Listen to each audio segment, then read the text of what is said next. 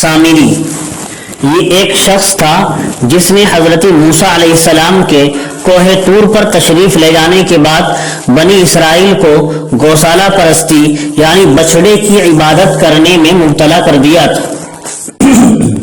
ایک قول کے مطابق سامری کا نام بھی موسیٰ ہی تھا، بعض علماء کے نزدیک، مفسرین کے نزدیک یہ اسرائیلی تھا اور بعض کے نزدیک قبطی تھا۔ بہرحال جمہور مفسرین کی رائے یہ ہے یہ شخص حضرت موسیٰ علیہ السلام کے زمانے کا منافق تھا جو مکر و فریب سے ایمان والوں کو گمراہ کرنے کی فکر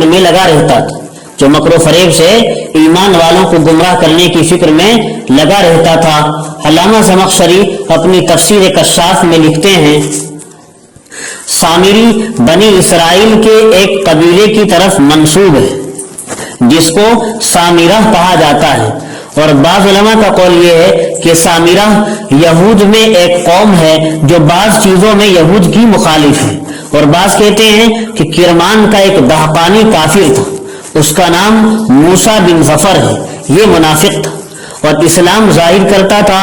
اس کی قوم گائے کی پجاری تھی۔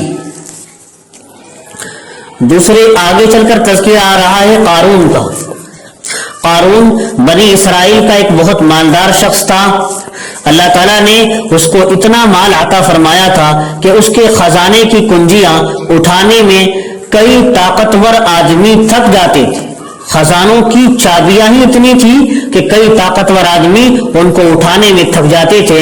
نسب کے اعتبار سے حضرت موسیٰ علیہ السلام کا چچا زاد بھائی تھا۔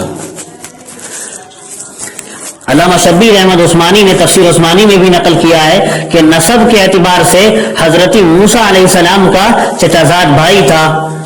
یہ بہت بخیل ہونے کے ساتھ بڑا متکبر بھی تھا، ہر وقت حضرت موسیٰ علیہ السلام کی مخالفت میں لگا رہتا تھا، یہاں تک کہ حضرت موسیٰ علیہ السلام پر تہمت لگانے کی کوشش کی اور ایک عورت کو کچھ مال دے کر جھوٹ بولنے پر آمادہ کر لیا، لیکن اس عورت نے حکم الہی سے سچا واقعہ لوگوں کے سامنے بیان کر دیا۔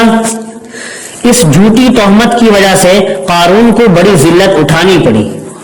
پھر اللہ تعالیٰ نے سرکش قارون کو اس کے پورے مال کے ساتھ زمین میں دھسا کر بڑی عبرتناک سزا دی۔